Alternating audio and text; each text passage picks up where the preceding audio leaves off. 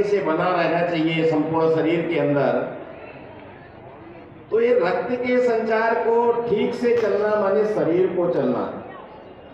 उसी प्रकार हमारे समाज की जो मान्यताएं हैं, परंपराएं हैं, गर्व और गौरव के बिंदु हैं, उन सबको सतत स्मरण रखना तो अपने समाज और देश की जीवंतता का एक प्रमाण कहलाता है। आज हम जिस नववर्ष के लिए भी संचालक महोदय भी कुछ उल्लेख कर रहे थे नामों का, तो नया वर्ष हम क्यों मनाते हैं उस पर मैं बहुत ज्यादा नहीं बोलने वाला, क्योंकि आज ये विषय कोई नया नहीं बचा। संपूर्ण समाज के अंदर, जनमानस के अंदर ये विषय धीरे धीरे अपना स्थान बना रहा है। मैं तो आपसे कोई प्रश्न करने वाला हूं और उस प्रश्न का उत्तर अभी नहीं चाहिए, अपने मन से उसका उत्तर दीजिए। एक बार पंडित मदन मोहन मालवीय जी से एक अंग्रेज अधिकारी ने पूछा कि विश्व का अनूठा उत्सव इस भारत के अंदर होता है, और उस अनूठे उत्सव को जिसकी लाखों के ऊपर संख्या जाती है पर डे, और वो एक दिन नहीं, वो 2, 2.5, 3 महीने चलता है, तो इन लाखों लोगों को आप निमंत्रण कैसे भेजते हैं? अब आप सब यहाँ बैठे हैं, तो हिंदू धर्म के अंदर, भारत के अंदर वो अनूठा उत्सव कौन सा है, वो मेला कौन सा है? तो अपने यहाँ ध्यान में आ गया होगा, वह मेला है, वह उत्सव है कुंभ, जो हरिद्वार, प्रयाग, नासिक और उज्जैन में लगता है।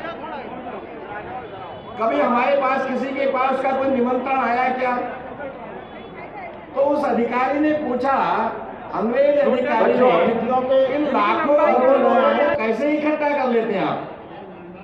तो पंडित मदन मोहन मालवीय जी ने बड़ा सरल सा जवाब दिया, और उसका उत्तर हम सबको भी मिलेगा।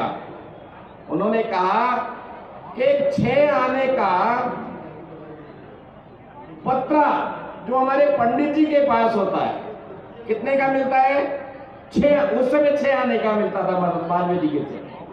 वो एक 6 आने का पत्रा ये घर घर समाचार पहुंचा देता है कि अमुक तिथि से अमुक तिथि तक और इस दिन विशेष स्नान है, और उस पत्रे के माध्यम से संपूर्ण दुनिया के अंदर जहां जहां हिंदू रहता है, उस कुंभ में आकर के उस अमृत के साथ गंगा जल से स्नान करता है। अर्थात वो 6 आने का पत्रा संपूर्ण हिंदू समाज को जोड़ने का काम करता है। ये तीनों आगे आकर कृपा करें। दीपावली हम कौन सी तिथि को मनाते हैं? अंग्रेजी से मनाते हैं क्या? विजयादशमी हम अंग्रेजी तिथि से मनाते हैं क्या? होली अंग्रेजी तिथि से मनाते हैं क्या? विवाह शादी का जो मुहूर्त निकालते हैं वो अंग्रेजी तिथि होती है क्या? भवन निर्माण के लिए जो हम मुहूर्त निकालते हैं वो अंग्रेजी तिथि होती है क्या? और बाकी के समाज के अंदर जितने भी मंगल प्रसंग हैं, उन सब मंगल प्रसंगों के साथ मैं अपने उसी विक्रमी संवत वाले कैलेंडर का प्रयोग करता हूं। लेकिन दुर्भाग्य, हर शुभ कर्म में तो उसको याद करता हूं, लेकिन 3 काम अभी वर्तमान समय में जिनको मैं छोड़ नहीं पा रहा, वो कौन से 3 काम है? तो पहला काम है अपना जन्मदिन। मैं पैदा तो किसी हिंदू तिथि को हुआ, किसी कृष्ण या शुक्ल पक्ष में हुआ, तो वो हिंदी तिथि और वो कृष्ण शुक्ल पक्ष क्यों याद नहीं? वो हिंदी तिथि क्यों याद नहीं? मुझको भगवान ने कितनी योनि के बाद एक मनुष्य योनि में जन्म दिया, एक अवसर मिला मुझको।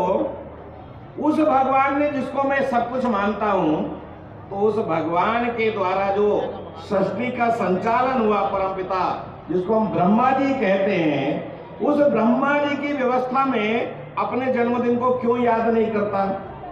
करना चाहिए कि नहीं करना चाहिए? मैं अपने शादी की वर्षगांठ मनाता हूं तो शादी का मुहूर्त तो हिंदी कैलेंडर से निकलता है, लेकिन शादी की वर्षगांठ वो अंग्रेजी कैलेंडर से। ये कुछ प्रश्न हम सबको विचार करने के हैं। और एक और, वो नया साल मनाता हूं तो चैत्र शुक्ल प्रतिपदा याद नहीं रहता। जिस चैत्र शुक्ल प्रतिपदा पे भगवान ब्रह्मा जी का मुझको स्मरण होता है, भगवान राम का स्मरण होता है, जो संपूर्ण बुराइयों का सर्वनाश करने के लिए अपने अयोध्या को छोड़कर 14 वर्षों के लिए जंगल चले जाते हैं। वो सिख पंथ के द्वितीय गुरु अंगद देव जी का स्मरण कराने वाला जो नववर्ष है, वर्ष चैत्र शुक्ल प्रतिपदा है, जो धर्मराज युधिष्ठिर जिन्होंने धर्म की स्थापना के लिए अपने आप को और अपने भाइयों को कितने कष्टों का सामना करने के लिए मजबूर किया, अर्थात धर्म के मार्ग पर हमको चलना थोड़ी कठिनाई होती है। वो भगवान झूलेलाल, और बहुत दूर नहीं तो इसी युग में जिनको 200 वर्ष अभी पूरे हो रहे हैं जिनके जन्म को, स्वामी दयानंद सरस्वती। एक ऐसे काल के अंदर कितनी कुरीतियां, उन कुरीतियों के कारण समाज टूटता जा रहा था। उन कुरीतियों को दूर करने के लिए आर्य समाज की स्थापना जिनके माध्यम से हुई, समाज को बचाकर रखा, ऐसे महर्षि दयानंद का भी स्मरण आ जाता है। ये कितने महापुरुष हैं, इनको याद करें। संत झूलेलाल हो गए, एक लंबी श्रृंखला है, उन सबका मैं वर्णन नहीं कर सकता, समय बहुत लगेगा। तो चैत्र शुक्ल प्रतिपदा मुझको मेरे पूर्वजों से, मेरे आराध्यों से, मेरे इस देश को, इस संस्कृति को, इन परंपराओं को जिन्होंने जीवन दिया, अपने आप को कष्टों में डालकर उन सबके जीवन का जो स्मरण कराते हैं, उनको याद कराने वाला और शक्ति और भक्ति का प्रतीक नव दुर्गा पूजा का पहला दिन। शक्ति भी चाहिए, भक्ति भी चाहिए। केवल भक्ति से समाज के, परिवार की, राष्ट्र की रक्षा नहीं हो सकती, इसलिए शक्ति चाहिए। तो शक्ति और भक्ति का समन्वय प्रदान करने वाले नवरात्रों का पहला दिन। इतने सारे कारण जिस दिन के साथ जुड़े हों, वो दिन मुझको याद नहीं रहता। और सूली पे लटका हुआ व्यक्ति जिसके नाम से ईस्वी वर्ष शुरू होता है, वो मुझको याद रहता है, मेरे जीवन का संचालन करता है।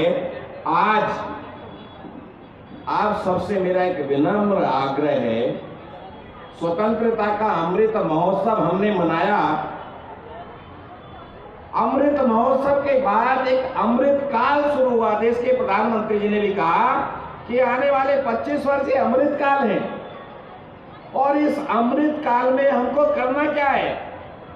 तो मुझको अपनी संस्कृति, परंपराएं, अपने गर्व और गौरव को स्मरण कराने वाले, अपने स्वाभिमान को जागृत करने वाले ऐसे मर्म बिंदुओं को अपने मन मस्तिष्क के साथ जोड़कर इस समाज को गर्व और गौरवशाली, स्वाभिमानी बनाना, ये इन 25 वर्षों में, अर्थात मेरी संस्कृति, मेरी परंपराएं, मेरा धर्म जो दुनिया का मार्गदर्शक रहा है। और आज मैं नहीं बोलता, इस गूगल देवता के कारण संपूर्ण विश्व का अध्ययन आप कर सकते हैं। उस संपूर्ण विश्व के अंदर वो दुनिया को दिशा देने वाले जो दादागिरी करते थे, आज उनकी आंतरिक स्थिति क्या है, उनको जीवन देने वाला कौन सा बिंदु उनके देश के अंदर प्रभावी होता दिख रहा है। इस कोरोना काल के अंदर भारत ने संपूर्ण विश्व को जीवन जीने की एक कला सिखाई है, एक स्थान बताया है। और इसलिए इन 25 वर्षों में मैं कौन हूं, किनकी संतान हूं और किनके लिए मेरा जीवन है, ऐसे कुछ विषयों को अपने जीवन के साथ जोड़कर और मुझको स्वयं को इस समाज के अंदर अपने जीवन से आग्रह के साथ जीवन में उतारने हैं। उनको मैं एक बार फिर रिपीट कर देता हूँ। सामाजिक समरसता, पर्यावरण, मेरा परिवार कैसे आदर्श परिवार बन सकता है, स्वदेशी मेरे घर के अंदर कैसे आग्रह के साथ मेरे जीवन के अंदर कैसे हो सकती है, और मैं कैसे संविधान में दिए गए व्यक्ति के लिए जो अधिकार हैं उन अधिकारों का, नियमों का कैसे एक आदर्श रूप में पालन करने वाला आदर्श नागरिक बन सकता हूँ, ये विषय स्वयं मेरे विचार के लिए हैं। विचार करते करते अपने जीवन के अंदर उतार कर समाज में उसका प्रकटीकरण मेरे द्वारा हो, उस संकल्प को जगाने वाला ये वर्ष प्रतिपदा का दिन है।